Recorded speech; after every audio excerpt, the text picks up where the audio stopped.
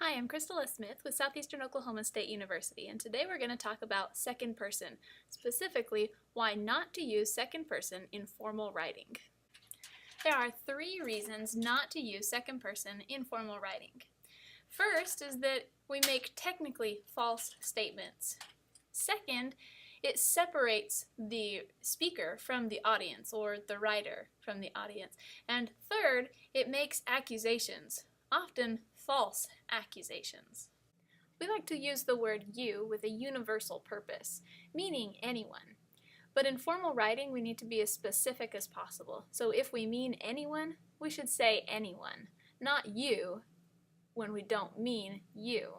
You should only be used if you're really referring to the reader or the audience. For example, I could say, I went to Washington, D.C., and you can learn so much history there. This is a common statement, and when I say you, I mean anyone. I'm talking in the universal. But in formal writing, I should say anyone could learn a lot of history there. Instead, I've made a technically false statement. If I went to Washington, D.C., I could learn a lot of history there. If you went to Washington, D.C., you could learn a lot of history there. But if I went to Washington, D.C., you're not learning anything, I am.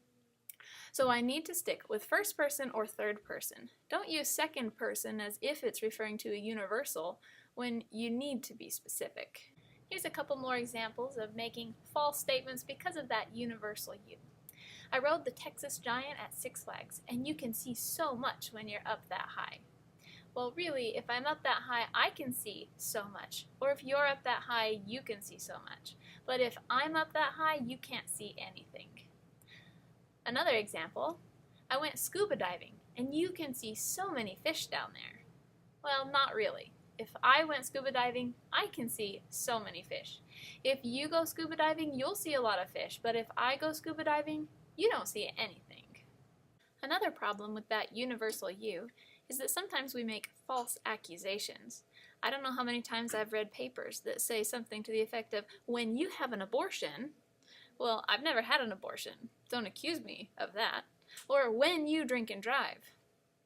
Don't tell me that I've done something that I haven't done. So using you implies that you're talking to the person that is reading the paper. Don't accuse them of doing something that they haven't done. Second person separates the writer or speaker from the audience. Making statements like you should or you shouldn't implies that you're not part of the group. Instead, we should or everyone should. First and third person always include the speaker or the writer instead of putting the speaker on a pedestal and giving them an air of pride that might turn off the reader. Sometimes it seems like a very subtle message, but it gets across whether we want it to or not. Using you in casual conversation is fine, but there's a lot of things that we can do in casual conversation that we shouldn't do in formal writing. Remember that in formal writing, we don't want to be vague, we want to be specific, and the universal you doesn't really fit that. And we want our audience to feel like we include ourselves rather than dividing ourselves from them.